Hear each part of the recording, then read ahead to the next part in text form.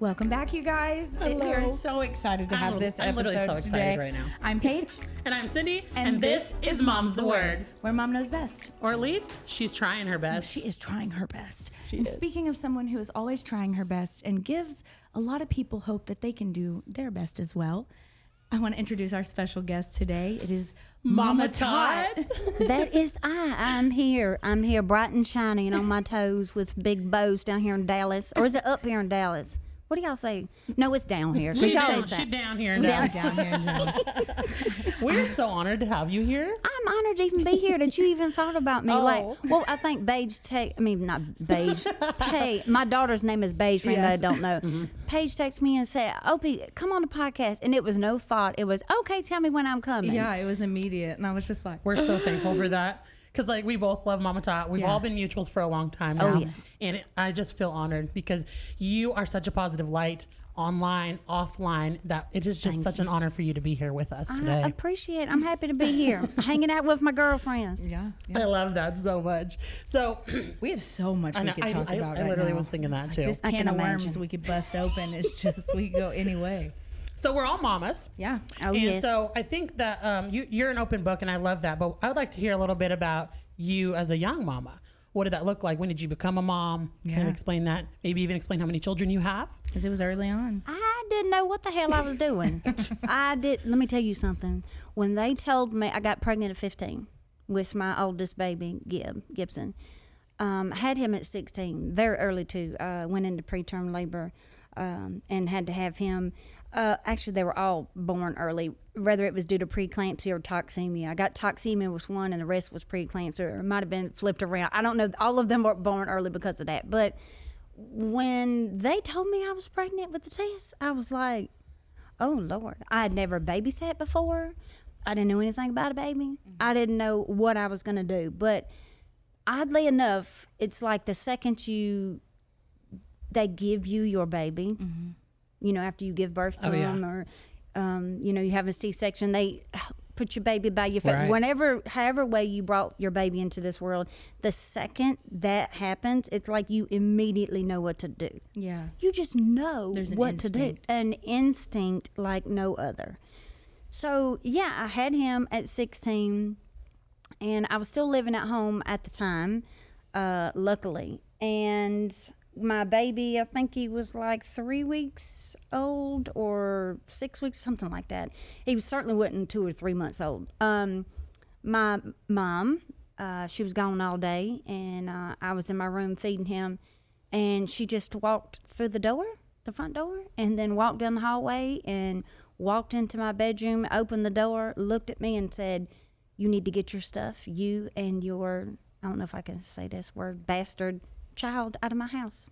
Now, when I looked at her, I knew when something wasn't okay. I knew when she was in the middle of a manic episode, something was going on. So I knew in that moment, don't argue back, don't fight back, just do what she says and get the hell out of there. Because at that time, I had another little human being to worry about. Yeah. It wasn't just me. Yeah. And she had already physically attacked me buku's amount of I times. was just about to ask that. So I told myself, I'm just fixing to, I'm going to do what she says. Because I don't know what she's going to do to my baby at this point. Because this was the first time since he had been brought into this world that I had seen that in her eyes. It was very scary. So I did. I picked him up and tried to get clothes for myself and for him. She wouldn't let me. I basically left out of her home, walking down the road in the neighborhood, because at that time there wasn't no cell phones. Right. I think there were car phones. I don't know if young as today even know what car phones were. But I had to walk about a half a mile because it's woods between our home and my neighbor's home. So I had to walk a half a mile just to get to the nearest phone. And I called the only person that I knew would come running, and that was my son's biological grandmother, his father's mother. And I called her and I told her what happened, and she came and got me, and I never come back home again. So that was basically like how my life started At away 16 there. away from her. Then at like almost 18, I met my ex-husband, because I'm on my second marriage. That's going to be my last one, trust me. But my first marriage, we got married just shortly after I turned 18 in September. We got married in December. I'll never regret it. I will never regret marrying him and having those other 3 children. So I had 4 altogether. My oldest son, Gibson, and my daughter, Paige. She's my only daughter I have. God bless her. My son, Cole, and then my baby child, Randon, to which we know I lost back in June of 2023. 22, sorry. And I still think I'm in another year right now. So I had 4 altogether.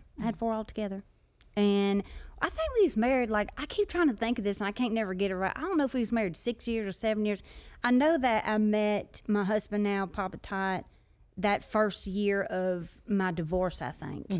And then me and MamaTot got married on our 4-year together anniversary, which was in 2010. So we got married in 2010, but we've been together 17 years. So 17 years. Now, we don't have any children together. MamaTot knew that I couldn't have any more when we met, and he was like, I just want you. That's all I'm looking for, you know. Yeah. So he helped me raise my 4. You know, I have to be honest, my kid, me and their dad, we wasn't one of them people that went through court and custody, and we didn't do all that. We went by our own rules and stuff. So the kids was back and forth every week. Co-parenting came easy for you guys. We do the same. Yeah. Exactly. Right. Except for summertime. No, summertime, they rarely went back and forth. They was just at our house. Yeah. So they went back and forth, and that's how it was. If they wanted to spend longer days or longer weeks over there, they did. That's just how it was with us. Yeah. So all of us raised them kids. Me, Derek, their dad, their stepmom, which, you know, they had split up by the time we lost their dad in 2019. Unfortunately, he passed away. So my ex-husband is no longer with us. So yeah, that's really how, like, a really quickness of it about me becoming a mom, and then how I had all 4 of them, and then second marriage again. Hear me when I war. He is my last one. That man is everything to me. She looked directly at the camera to make sure. I know. You need to know. Got to tell her, stay out my inbox. Yes. So hearing the part of, you know, about your mom, that's pretty heartbreaking. Yeah. And you being so young, that had to have been detrimental to you through raising your kids. You were young. I couldn't imagine being 16 and mom being like, get out of here, you know? So did it change your dynamic as how you raise your children? Because you know, I can. I've gone into depth with Paige on this because, you know, she's had similarities. And so what did that look like for you? You like cut her off completely and your kids didn't have a relationship with her? Not at all. It wasn't that simple. It wasn't that simple. It's not. Somehow, I don't really remember how or when, but somehow she had came back into my life after I had married my ex-husband, which was fine.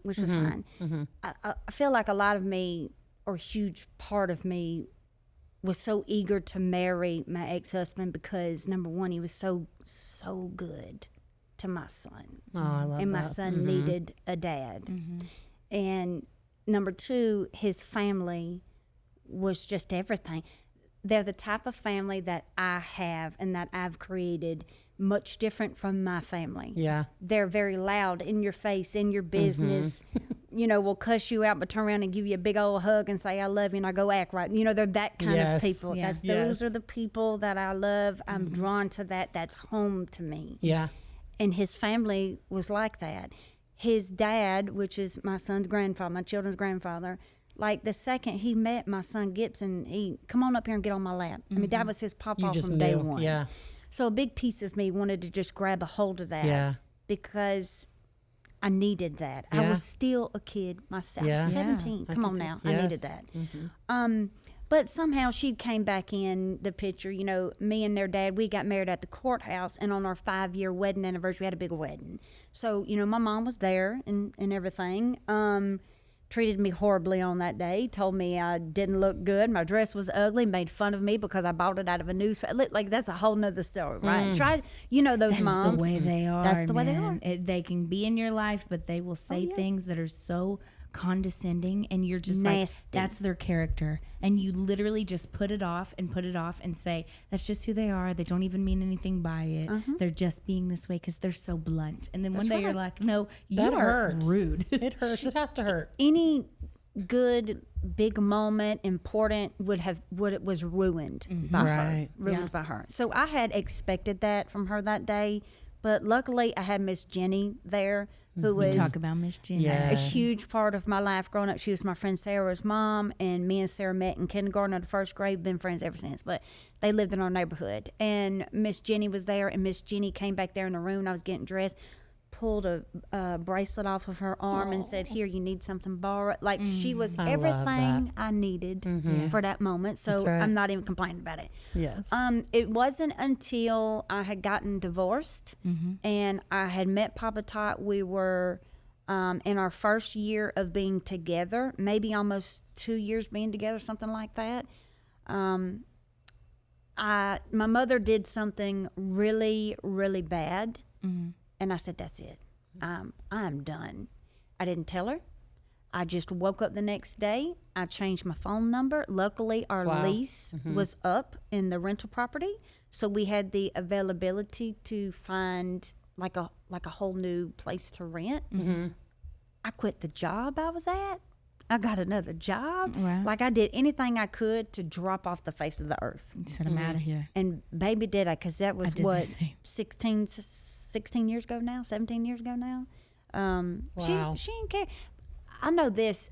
When I did that, when I finally made the decision to do that, it was good. Like I was relieved. I was like, yeah, this is it. I don't have to live like that. Yeah, I don't have to be hurt by you no more. So you had said that she had done something that was just it for you. So before that, were you always kind of keeping an open door for her? Because like you finally made the decision that I'm done. Did you always try to find something that, you know? My mother never bonded. I don't feel my mother ever bonded with any of her children. She had 4, just like me. And God, man, if we had the time, like y'all just wouldn't leave. I don't feel she ever bonded with us. So that need to keep her around just wasn't there. It's Yeah. not. Nor was it wanted. It wasn't. Look, when I was little and growing up, I wanted a mom that I could come home and say, "How was your day? Yeah. Was everything okay? Everything going?" I didn't get that. I didn't know what kind of mama I was going to have when I walked through the door. It was either going to be this screaming, raging, hateful, terrible person, Yeah. or somebody that I called it in a good mood. You know, like I remember being on the bus, and the closer it would get, I've said this on a lot of podcasts, the closer it would get to my house, I'd start to get anxiety because I didn't know what kind of mom. What am I walking What into? am What am I walking into? into? Yeah. And I do believe that's where a lot of my worrisome and my anxiety today as a 42-year-old adult Yeah. comes from. Oh yeah. So I just kind of had her at arm's length. I'd answer the Yeah. phone if she called. I didn't call her. Yeah. Didn't ask her for anything. I'm you in know, the same boat right now. I paid my own bills. We had our own. There was no need for me to need her for anything. Yeah. And it's So almost weird when they try to comfort you and you don't have that bond. yeah, Because you think it's fake. it just doesn't feel the same. It's not comforting. It's almost invasive, and it feels like something foreign is touching me. And it's like, I don't know this. It's not that comforting feeling that a mother Yeah. would offer you if Yeah. you did have that bond. Yeah. You know, so I totally get that. If she like when she if she did her, and I'm not going to say my mother was not affectionate and didn't hug. Of course she did, but even like little growing up into preteen and teenage years, that hug just never felt like a Yeah. loved hug. It felt like you was hugging your high school principal because you're going for home for the summer. That's how it was. It wasn't Yeah. anything that was there. But yeah, I'm gonna tell you this. 16 years ago, my life has gotten so much better with no contact. I don't regret it. My siblings support me. Yeah. Papa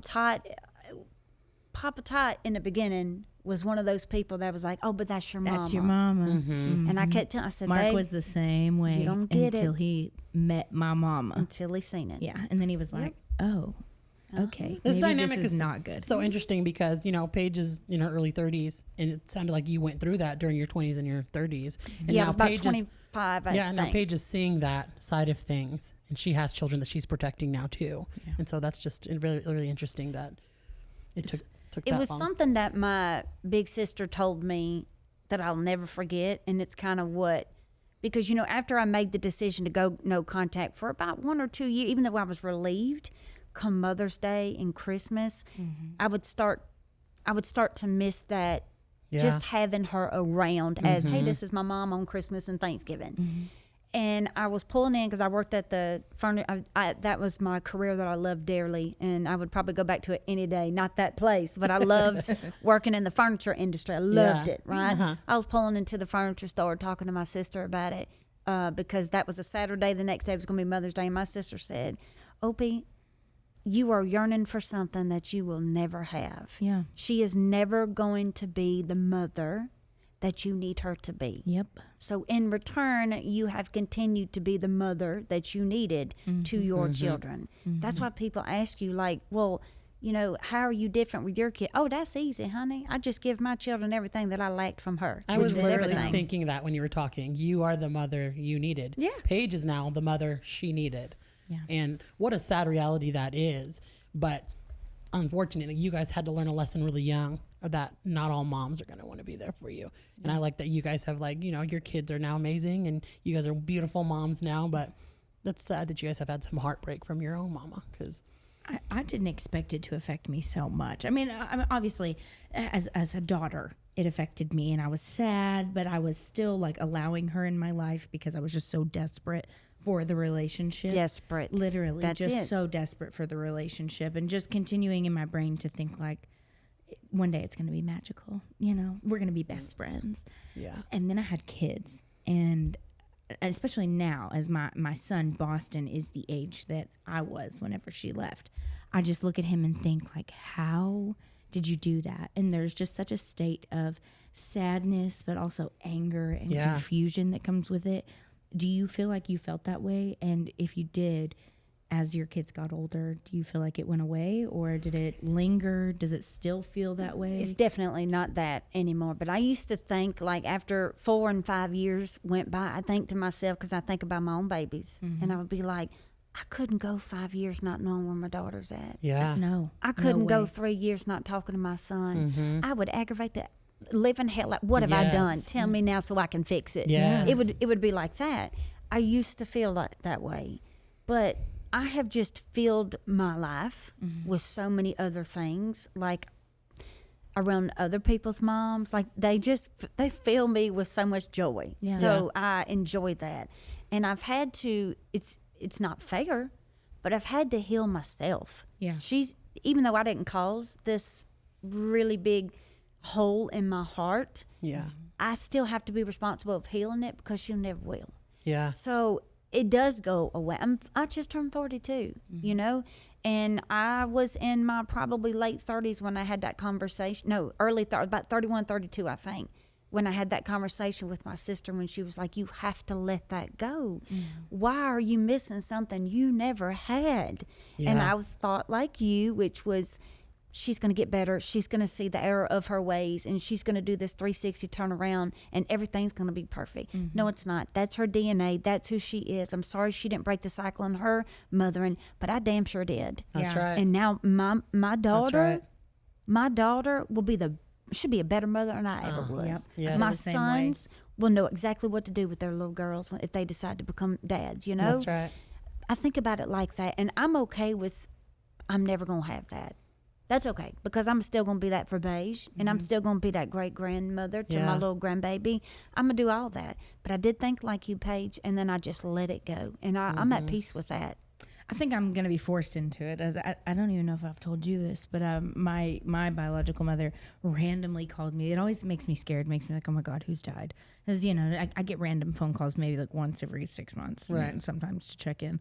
And I got a phone call from her, and then my older sister, like back to back. This My was sister just this called week, right? twice. Last Yes. week, yeah. And I was like, whoa. And my first thought always goes to my sister, who's in active addiction. I worry, oh God, what are we going Right. to hear on the other side of this? That's always my first fear.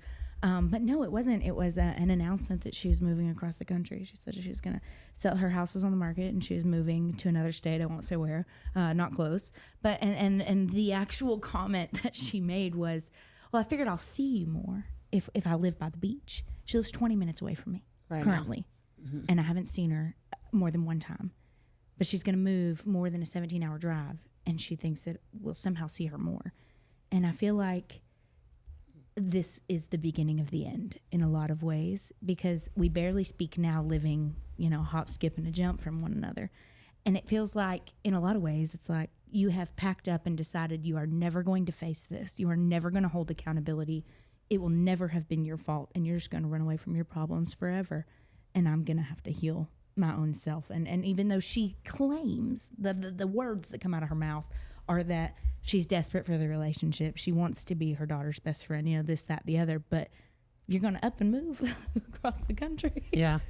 It's so crazy how some way, somehow, the not so good mamas end up having some of the most beautiful, kind-hearted, thoughtful, and generous daughters in the world. That's right. And I think that happens because we turn into this person that of all of this little bag of all of these little things that we needed. You know, we don't like to see people hurt. Why? Because we were hurt so bad. Yeah. We don't like to see people struggling. Why? Because we struggled so bad. Yeah. We don't like to see people, you know, ending their marriages. We're saying, well, can't you fix it? You know, we try to fix all of this because we've been through all of that and we don't want other people to go through it. And as you were talking, I'm reminding myself just what an amazing person that you are. Yeah. And your mama didn't do that. Nope. No. You made yourself that way. And it's probably got a lot to do with everything that you went through. All of it. Mm-hmm. It's likely. It sucks. I hate that. I mean, don't get me wrong. I'm glad that I am this person. I'm thankful that this is what I got out of it and that I do have a big heart and I didn't let it turn me sour or bitter. But it also still sucks. And it also just feels Of like, course. why? You know, and you try not to be the victim, of course, because you also don't want to sit in it constantly and feel it. But it just comes up in every situation, especially as a mother, for me anyways, to look at my kids and think, I just don't. I'll never get it. Couldn't do it. I'll never get Couldn't it. do it. I can't. Yeah. I've said this before. I can't go a couple hours without being like, "Hey, how's my baby?" Yeah. Let alone to never call on a birthday, to never check in on Christmas. And to be living 20 minutes down the road. 20 minutes away. You're 20 minutes away. It's just, I was too accessible. I lived in the same house from the time I was 6 until I graduated high school. Knew where I was. Went to the same school. Did your daddy raise you? My dad and my stepmom. Mm-hmm. Do you have a good relationship with your stepmama? An amazing relationship. She's the one with who my stepped in like Miss Jenny did. Yeah, so she is who is my daughter Juliet. My stepmom's name is Julie. So I named her Juliet after Yes. my stepmom. Yeah, because she raised. I I mean, she must have been a huge impact in your life. oh, that woman. Yes. I mean, I could go on. I was 3 when she first met me. 4 when I officially was dropped off at their house. She was 21, and her mama had died 2 years prior, and she'd kind of had a little bit of a my mom died and I'm in a really dark place moment. And then she met my dad. And he had this little girl that he would get, you know, every other weekend. You were literally a gift to her. And vice versa. And she says all the time, like, you saved me. But she, you know, and vice versa. She You know saved me. that's your mama, don't you? Oh, in every way. And we have matching tattoos. That's my mom. Like, And the fact that you gave the baby, you know that's a good old Southern name, Juliet. Juliet. That is one Beautiful. of the most beautiful Southern names out there. Juliet Diane is her name. She's Beautiful. got a very Southern name, but she's named after both of our moms. Mark's mom's name is Diane. Perfect. My mom's name is Julie, so we named right. her after them because she was such a huge influence in my life. She worked full time. She worked at Applebee's. She was a bartender, and then she was also going to nursing school, and she was raising me. They lived in a 1-bedroom apartment whenever my mom dropped me off for my every other weekend visit. Just didn't come back, so I slept on the couch in this 1-bedroom apartment for a period of time, and then they got a house, and she bought me hair bows, put me in dance. I mean, she was that mom. Picked out every prom dress and homecoming dress, Did buttoned everything right. buttoned That's the right. back of my wedding dress. Was right. that person for me. If I need somebody to watch my kids, she's who I'm calling because she's the only person that I can trust around Yeah. my babies. Now, did your dad and her go on to have children together? Yes, yeah, I have 3 younger siblings. So my dad, That's amazing, though. yeah, I'm one of one on my biological sense. I have 2 older sisters that were my moms, and then my dad and my mom had me. They divorced, and then my dad remarried to Julie, and they had 3 kids. I have, this is funny. I'm 31. I have a 23-year-old brother, a 21-year-old sister, and a 10-year-old brother. Yep. So, yeah. And then they divorced the year that I got married. Oh, they're not together no more? They're not together. No. And that was very hard for me because I went through a phase of but I'm not technically yours. Are you going to leave me too?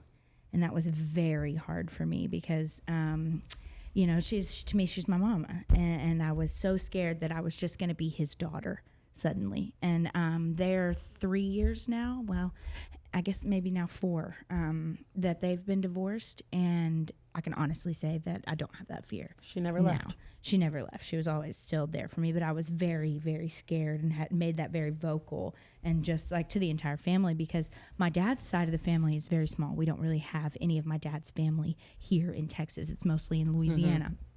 And it's very small, mostly older people as well. And you know, I don't have a lot of younger cousins or anything. And we're also not very close.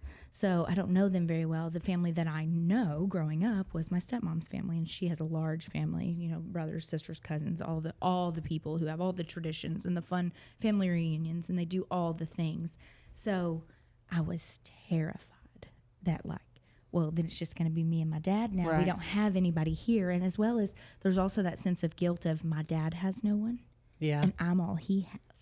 So there's also that guilt of she's my mom, you know, but I'm also his daughter. Yeah. So there's a lot of like loyalty and I mean, it's just, it gets very sticky. And I was the only one that was a full grown out of the house adult, taking care of myself. My brother is now, and my sister too. But whenever this was all going down, they were still in the home. My sister was a junior in high school.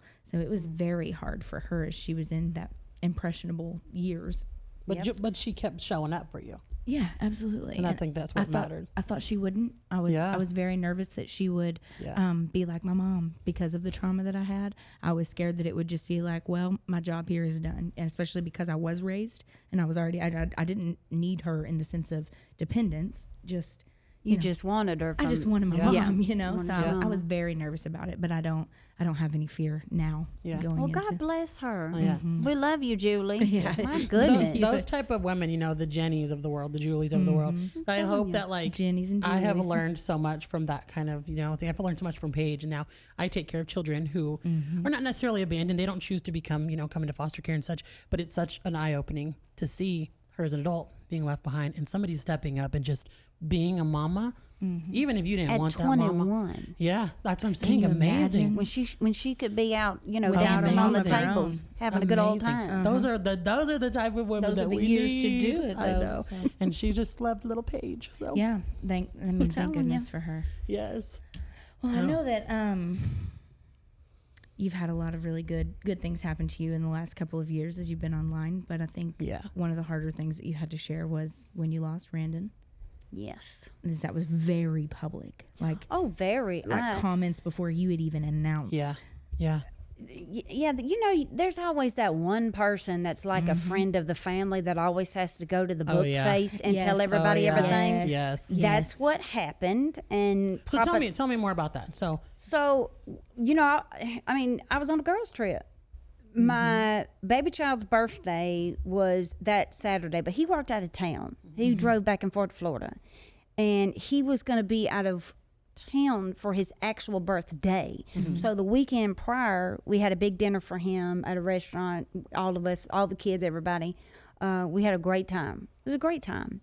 And I said, well, okay, I'm going to be on the girls' trip for next week. He said, well, that's fine, Mom. I'm going to be out of town anyway. So go do whatever. And I was like, okay. You know, I live in Mobile, so I'm only about 45 minutes from our beaches, which is Gulf Shores, Alabama, Orange Beach, beautiful beaches. I want to go so bad. Me too. I wanted the girls to experience, you know, our beaches, and they were like, absolutely. Especially after I sent them the photos, they was like, Yeah. Let's go. this looks like Destin, Florida. I was like, I tried to tell you heifers, okay?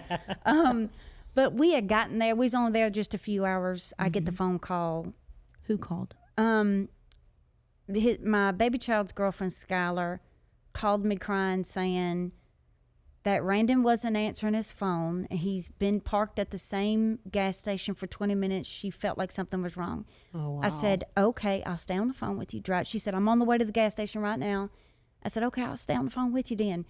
The whole time I'm trying to calm her down. I'm sitting here thinking, he done got himself in trouble again. Yeah. He done got himself in trouble again. Because he had gotten himself into trouble at 16 and at 16 and a half and then at like almost 18. But for the past year, he was doing amazing. Yeah. They got their own place. Like, they were doing amazing, right? Yeah.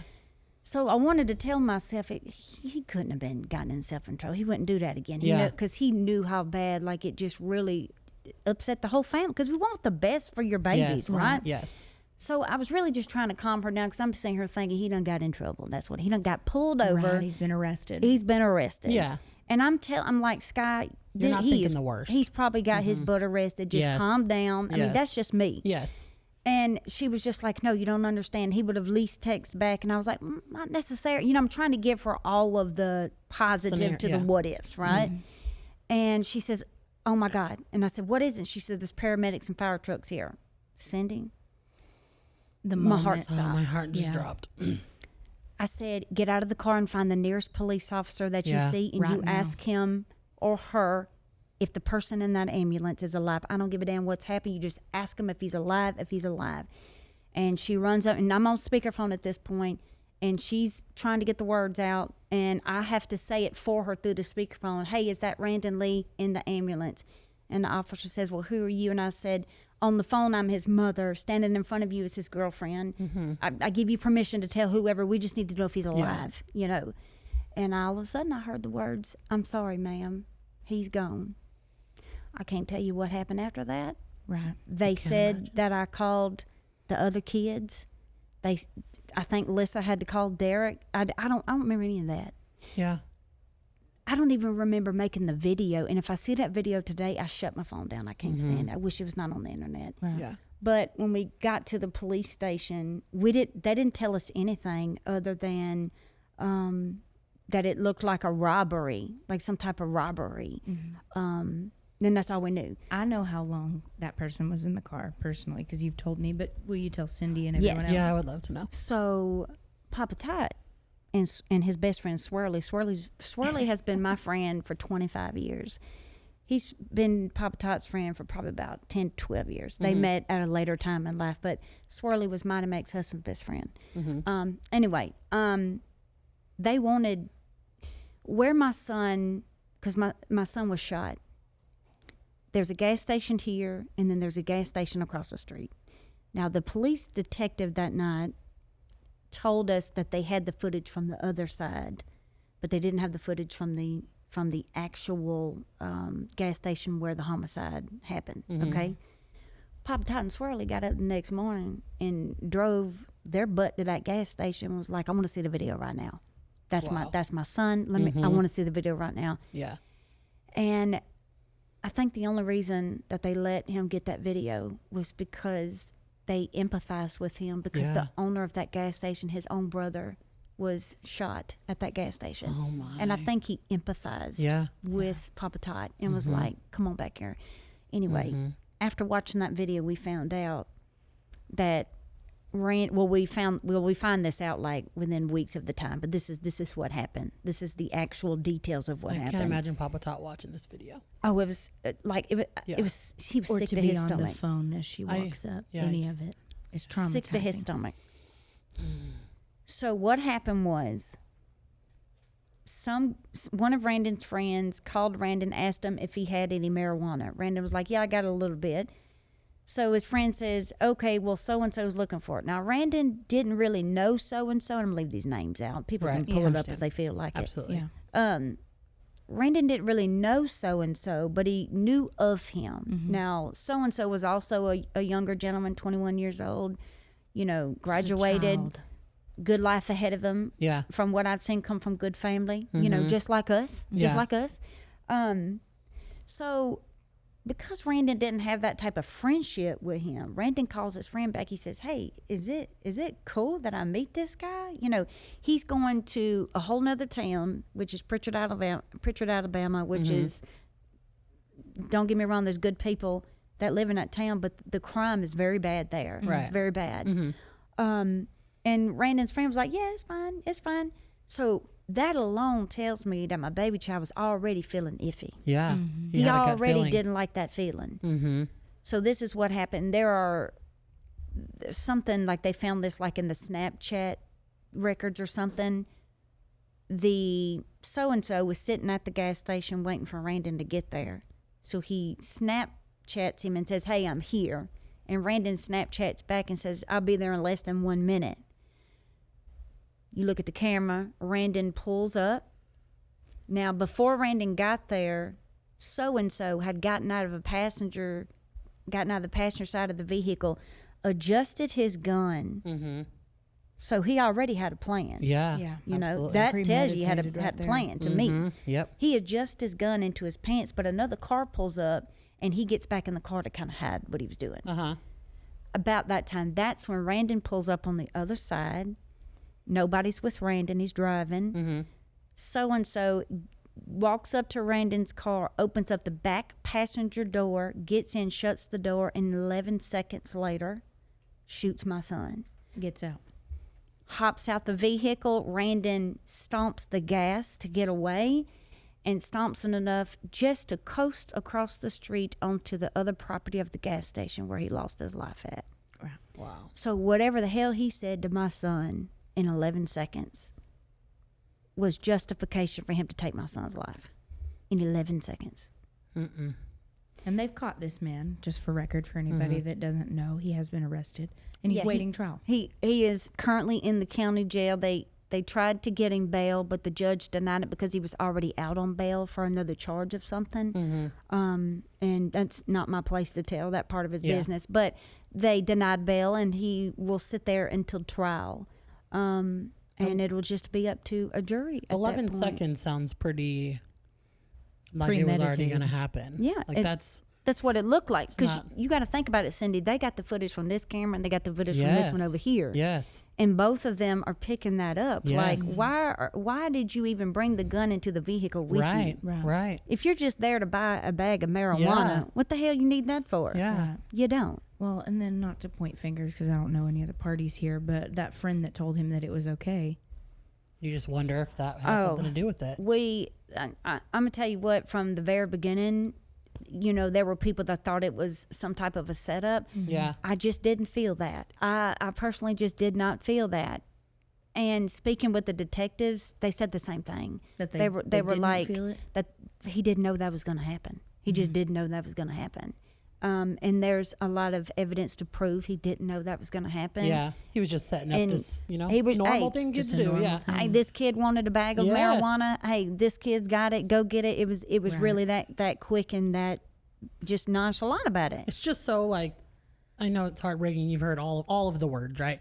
But it's just in 11 seconds for one bag of marijuana, two children's lives have been That's right. destroyed. And their entire families. And their their whole entire families. family. It was so hard being in the courtroom, Yeah. you know, for all of the preliminary and all of that. Yeah. Showing and all the evidence. seeing that young man's family Oh. on the other side, Yeah. knowing just how hurt and broken they are, but also how lucky they are to know they that their still- son yep.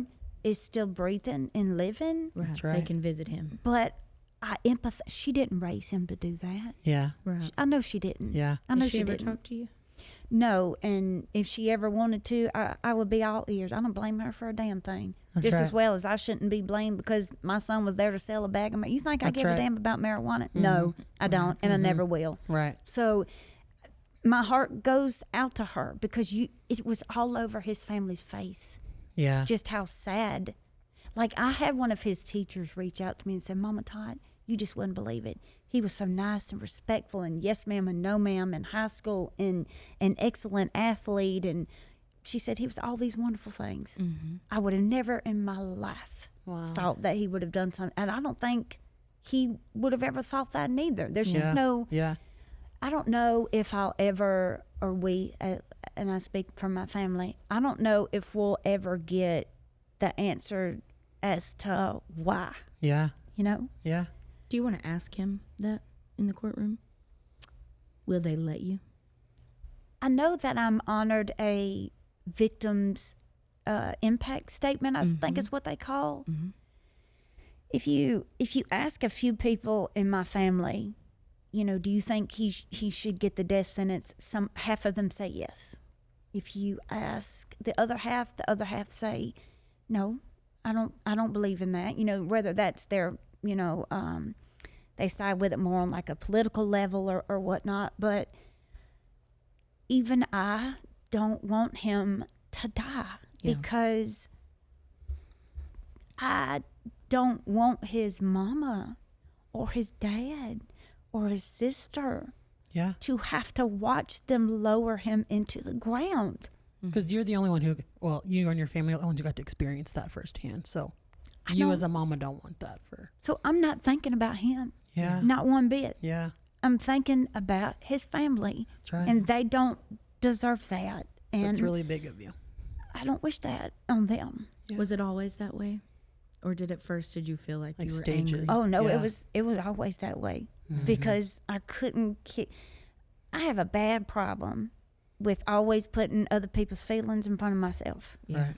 And from the very beginning, that was just how it was for me. Like, if y'all remember, I don't know if you do remember this, when they first arrested the alleged shooter, there were people all over TikTok hooting and hollering, yeah, they got him, this and that. Yeah. And I made a video and I said, We're not celebrating. we're not celebrating.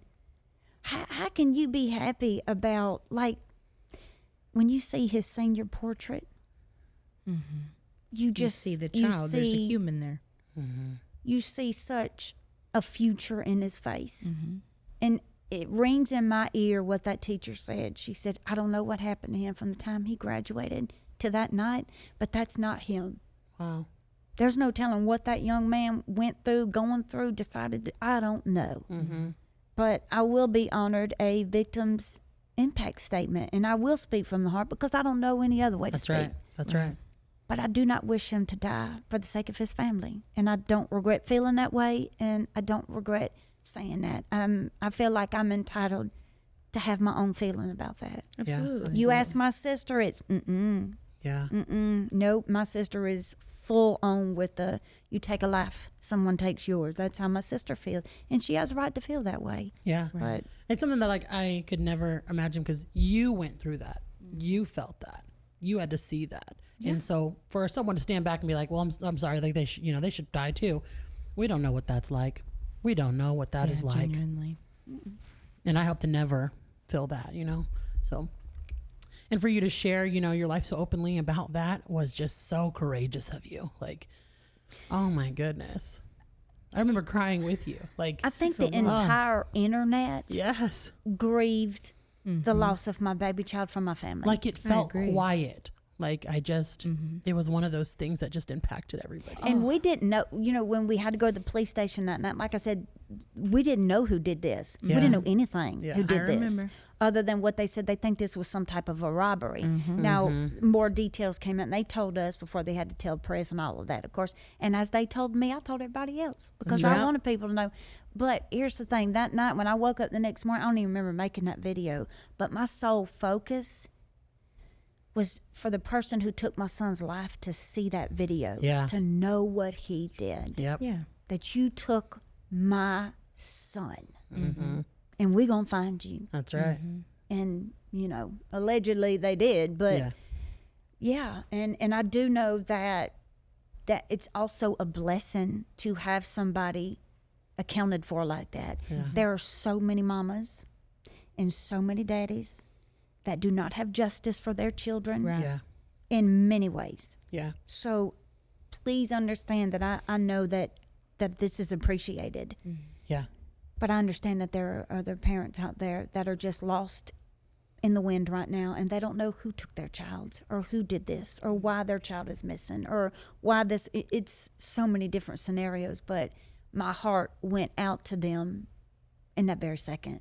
Yeah. Because you always think nothing like this would ever happen to you. Yeah. Yeah. I sit back and I think about all the, I'm a true crimer myself. Me too. Same. And I've watched every Dateline episode Yes. ever aired, and it's always, we ain't never gonna have anything like that happen to No. us. That wouldn't happen, and then boom. And when it happened to you, someone like that, I always loved watching your beautiful family. When it happened to you, I was like, oh my God, this is Just nonstop light Oh, to see something so dark happen to Yes. somebody and that like is this just is real so life. loving. I listen to this all the time in my true crime podcast, and I'm like, this is MamaTot. This is her life. It's like it shocked the world. Yes. Because everybody's seen it as, this is the nicest mama we Yes. know, Mm-hmm. Yes. and somebody just took her child. Yes. Yeah. And now we are going to watch her grieve. Mm-hmm. forever. And it's not all been support. No. You've not had all support during this process at all. The internet is wild. They're hateful in ways. Hateful as hell. Yeah. Hateful as hell.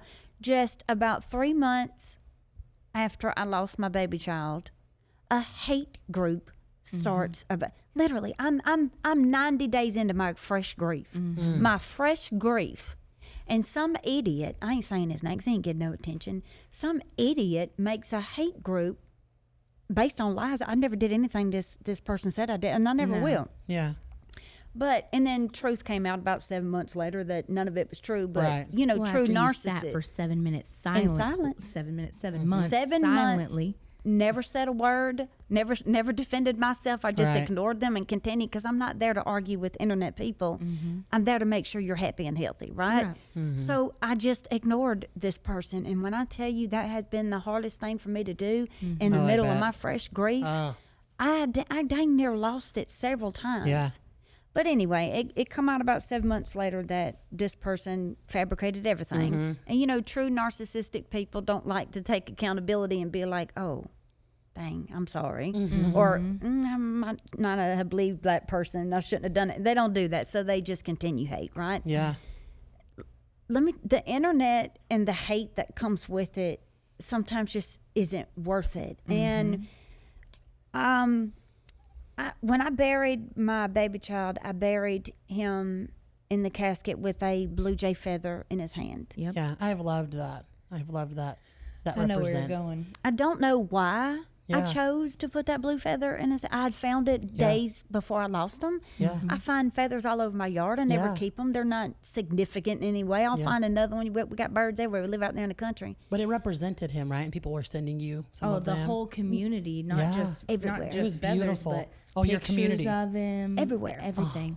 I had shared the story of me putting the blue jay feather in his hand in the coffin.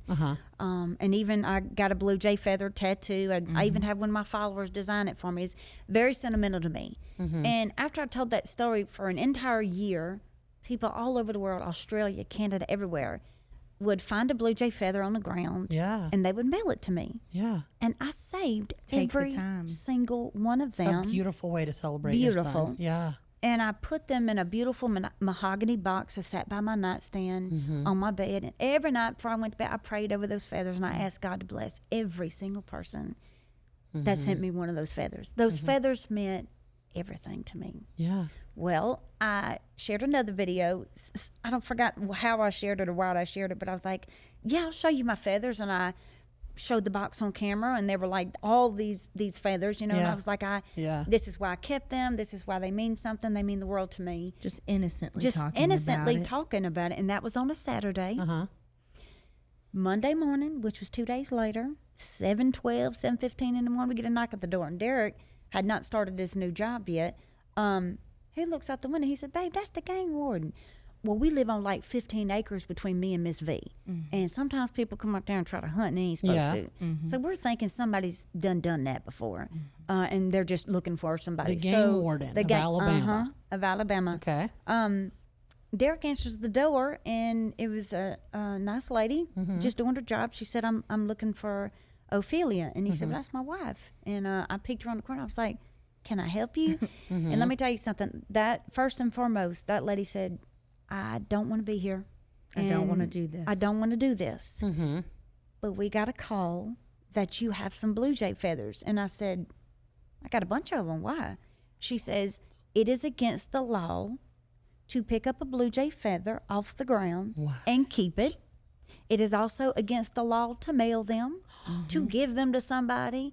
Any songbird, that's what she called it, which would consist of a blue jay, you got to leave the feathers on the ground. I said, I'm sorry, what?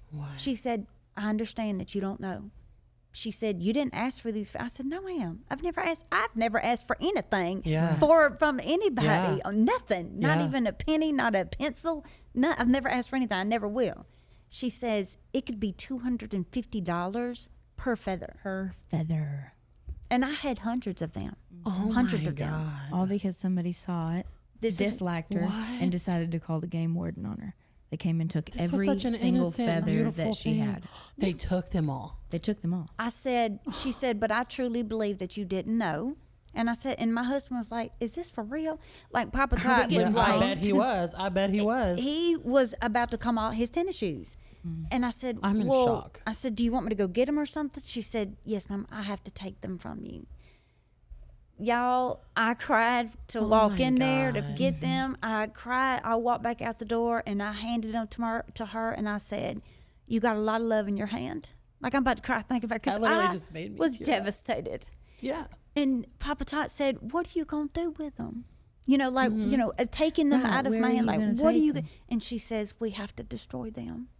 So she said that they had gotten a call in Montgomery, and Montgomery called down there to Mobile, and they sent the game warden to my home to, compensate my blue jay feathers from me. Oh my God. Every single one. And she Every never single You one. mentioned haven't it. been enough. Let me just Yeah. take Right. this little small piece of innocence thing. Something that means so much to you. Oh my God. I cried.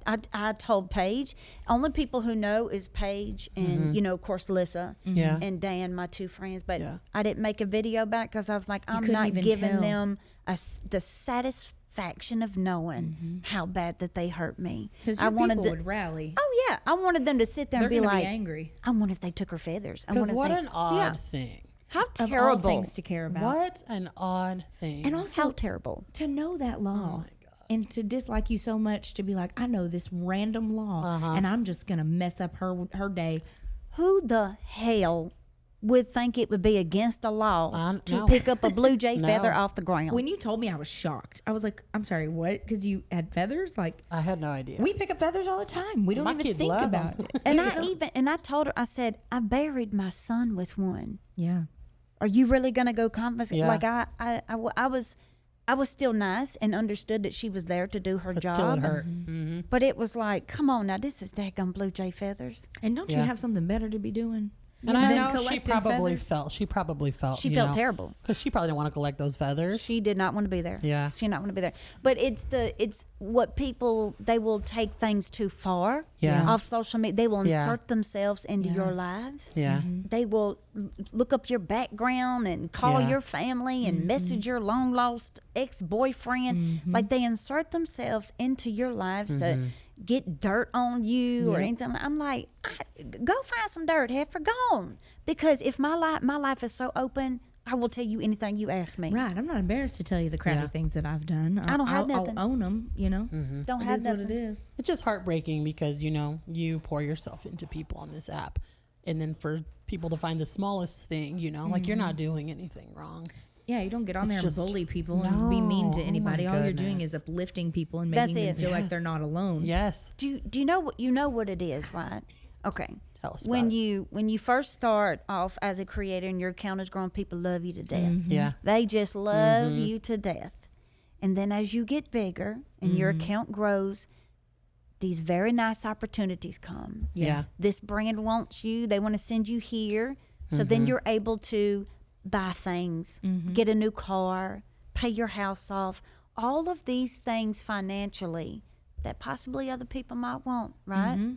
So then they start seeing all of these things changing for the better. And then jealousy and envy sets in. Yeah. And Absolutely. when jealousy and envy sets in, they can't control it and it turns into hate. Yeah. Yeah. Hate. And misery loves company. Misery loves company. I have seen it with every single female creator, woman creator. A lot of moms. Every yeah. I've They're seen it torn one- apart. It They're just torn doesn't apart. make any sense as to why every single mom has their own entire hate snark page for people to just be like ripping them apart. Terrible. In their most vulnerable stages of motherhood.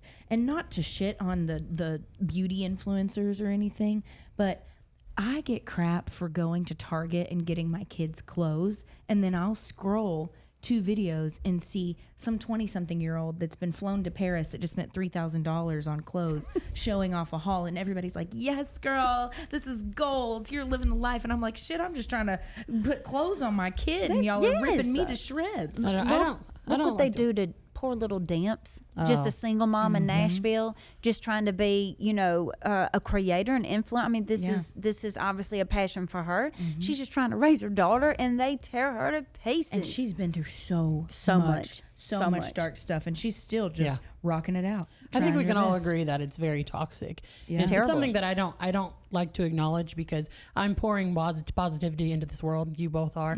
All these creators are. It's not something that I acknowledge all the time. Paige knows this. I will not acknowledge it. Even now talking about it, She it's doesn't like, like to talk about it. I don't want to talk about it because it tears people apart, and I get to see that part of them, and it's heartbreaking. It's heartbreaking because they're doing nothing to receive that. Right. And so I just appreciate that we keep showing up. They keep showing up and still doing our best, even though people behind the scenes are sometimes really intrusive.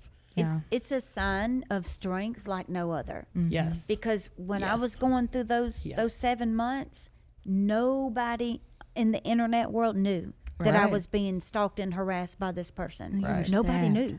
Nobody knew. You were Yeah. also grieving. I You were was- being bullied. You were being Nobody knew. attacked every day. It was, I mean, I knew because I have a personal relationship with you. Right. I mean, it was constant. But I showed up every did. day. You I did. sat with them. I had Yep. lunch with you. Yep. I did everything that I normally do because I'm not Yep. on the internet to get into an argument with somebody That's right. or bring somebody down or do this or do that. I'm there to. It's when people ask me, well, what do you do online if they don't know me? I say it's one of two things. I'm either loving on you or making you laugh. love That's it. what I'm there for. Yeah. That's it. Yeah. And I it's a great lesson. And I feel sad that you went through that because none of us even knew until, some people Right. did. But it's hard to go through. It's hard to wake up every day and still pour yourself into this and know that behind the scenes, like, I'm falling apart too. Yeah, it'll mentally take you Oh, out. yeah. and going through one of the hardest things Oh, I ever. couldn't imagine. Just losing Randon alone. The fact that you showed up every day was so impressive. Yes. To know that you also had that going on too breaks my heart for you. Yes. It was impressive because I made it look so easy. Yeah. But let's throw it out there and be honest here. I relapsed on my eating disorder in Yes, you December did. because of the mental stress that got put on me by strangers on the internet. Yeah. I ain't relapsed in years. And what relapse looks for me, if for anybody that don't know, I've been in eating disorder recovery for many years now. But relapse for me is not eating for days. And I did. In the month of December, I didn't eat for 4 days straight. That's a relapse for me, Yeah. I have ate at the same time every day for 11:30. I'm on a schedule. That's what helps me Yes. with taking care of myself. Yes. And the fact that I was so disappointed in myself. I was so disappointed in myself Yeah. that I had allowed me to be affected that bad by somebody that's probably living in their grandma's basement playing a Nintendo DS and don't even have a car at 32 years old. Right. I'm just saying, Those Yeah. are the type of people, though, I feel like, that are sitting from behind a screen judging somebody else. Yeah, they will judge you for what you have or what you don't have, and come to find out they have far less, and And it's pointless. They think that your followers equate to dollars. It does not. I will let you know. Let me tell you something. I will let you know when I hit $1 million because it's my mission. 2024 is my. I want to hit $1 million, and I'm gonna work hard for it. I will let these heifers know. But no, it does not add to any of that. No. No, for me, it's like anytime you show something like, oh, this is an ad, and I'm like, no, girl, I haven't Yeah. had an ad in months. Oh, I That's haven't- all me. Literally not had an ad. And this is something for creators to say, like, it slowed down so heavily whenever Yeah. the Supreme Court was kind of like, we're about to shut down TikTok. Yeah. I think people think that we have ads like No. every single month. I haven't had a paid partnership since March. They think this is paid. We Yeah. paid for this by ourselves. I'm buying me and her. this. Like, Me and her. We've made $0. I'm and negative. because I understand how Yeah. where I figured you guys were not making money No. yet on this, that this was coming straight from y'all Yes. putting into everything Yes. that you have into. Oh yeah, I Yes. figured that. Believing Yes. in a dream. We've had zero. We've done, and that's Yeah. not what it's about. We wanted to No. be the safe environment for people and come together. And I feel like we've done that. So yeah. that's oh, why y'all we're did so, a beautiful job. that's why we're so You glad should be you were proud here. of yourself. Thank you. So after going through all this, something I really, you show up for everybody. There's been videos that I sit there and I cry. She sits there and they cry. My mom will watch you. Yeah. And how do you support yourself? Like who's behind you? Because you're showing up for us every day. I don't really think about like myself, like I'm gonna support me today.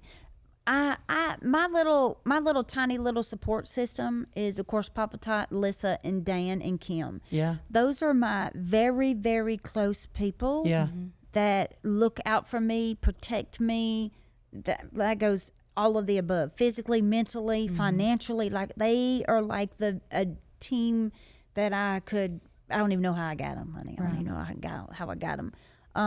But I can't do it without them. I don't even know what the hell I'd be doing if I didn't have Kim and Lissa and Dan and or MamaTot. Now, I got to give it to MamaTot because just this past year, he's really had to learn a lot that what goes into being a content creator and just having a wife that, can't even go to the gynecologist without, oh my God, MamaTot, get on back here. Let's see, That's got to be fun. Yeah. So he's adapted and he adapts well because he just gets along with everybody and everybody just loves him. Yeah. But those That's people, good. I don't need anybody. I don't need 20 friends. I don't need 50 friends. I just need those few little people and I am happy-go-lucky. Yeah. Happy-go-lucky. Because I just know, you're incredible to us, and I always wondered that, who's the person that tells you, hey, my little tater tot, who took care of you? So it's nice Definitely to hear those that people. Those are them. It's Definitely. quality over quantity. That's I like right. to say I'd rather have 4 quarters than 100 pennies. Yeah. That's right. Yeah, for sure. My goodness. Woo! Well, if you had one bit of advice, as you are the internet's mama, That's right. what would you say to a mom who's likely listening because they relate to Cyndi and I in our younger years of motherhood?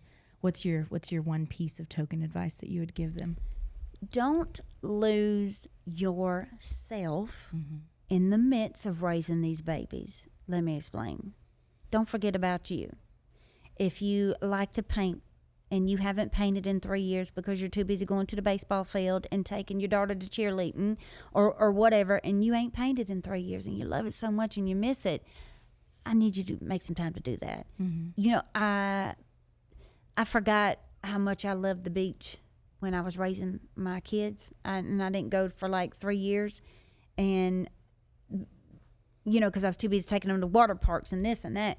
And then when I finally stepped foot on the sand, I was by myself. I just went to the beach by myself, and I thought, yes, there it is. This is what I loved about the beach. Yeah. Just me and the water and the sand.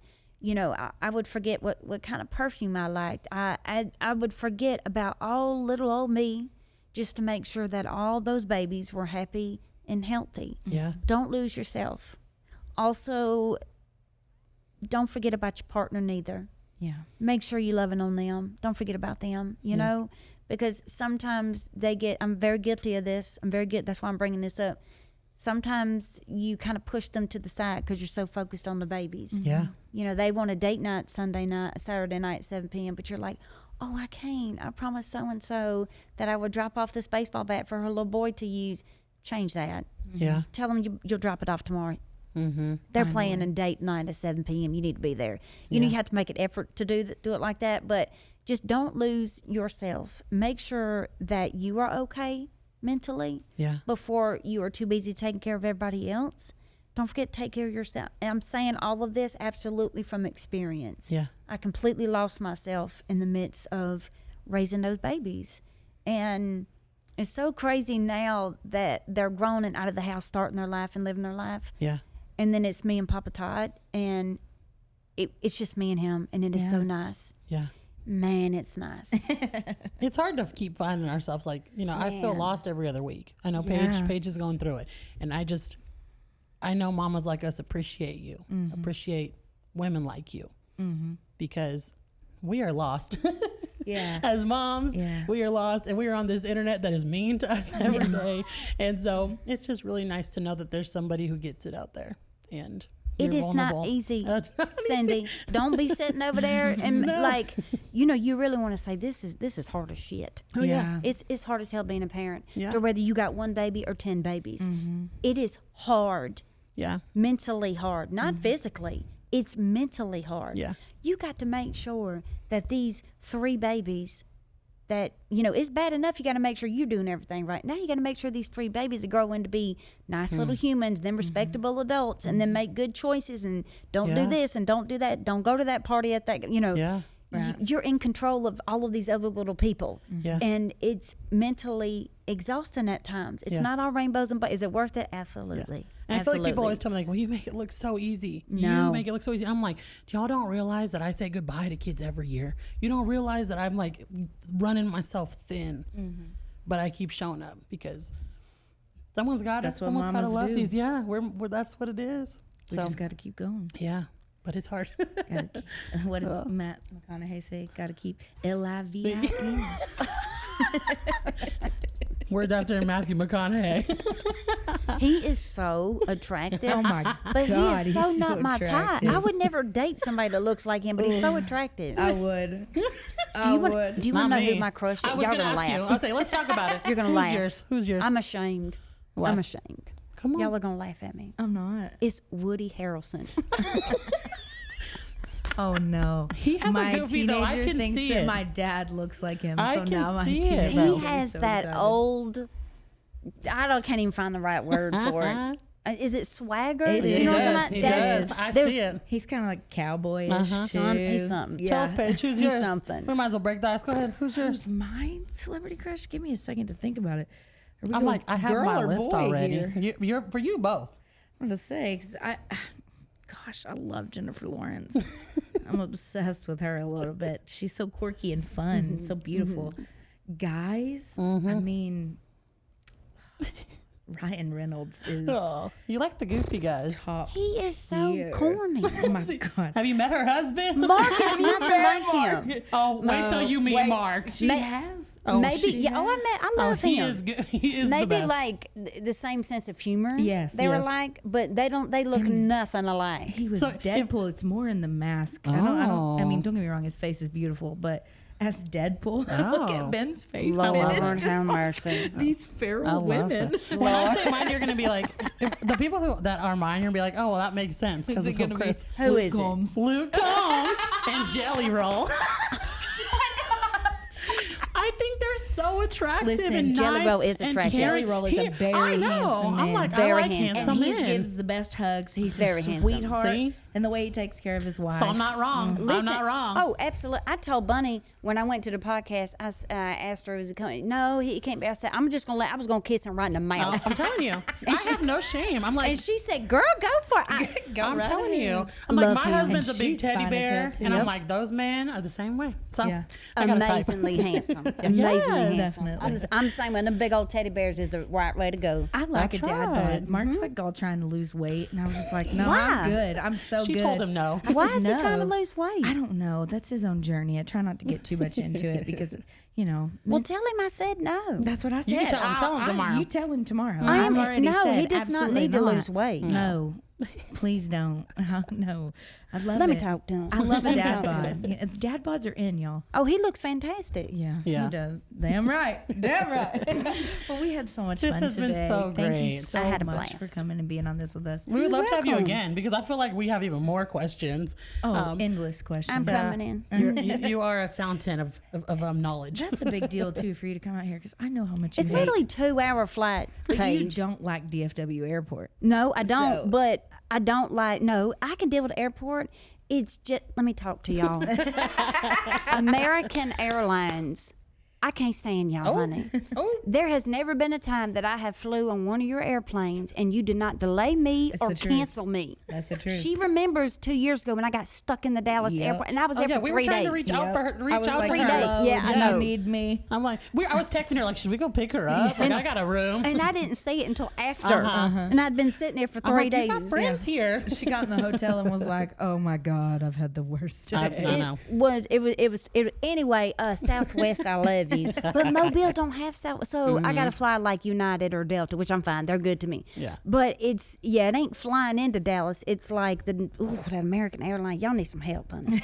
Because you got Y'all good need some friends help. here in Texas. And Yeah. I We're here. do. And I also have family members. I'm going to go see one in a little bit. I haven't seen in a Good. long time. good for But yeah, Dallas is just like really quick. I think I got to come back in like a couple weeks to do a charity thing with. You sure do. I'll Spread be the there. cheer. Yep. You gonna be there too? Yes, Oh, ma'am. nice. Yes, ma'am. Well, then I'll see you then. I'll see you then. Thank you, MamaTot, again for being here with Yes, us. It thank was you a so very much. special episode. This has been really special. You're welcome. I love you both. I'm happy to be here, and I'll be back though. That's right. That's right. All right, guys. Remember, keep those giggles going. And the love flowing. And until next time, Mom knows best. Or at least y'all are trying your best That's or doing your Right. best. Doing your best. That's right. was Go ahead and great. tell them. Go ahead and tell them. I love you. Till next time, I hope you're happy and healthy. Tell them about tater tots.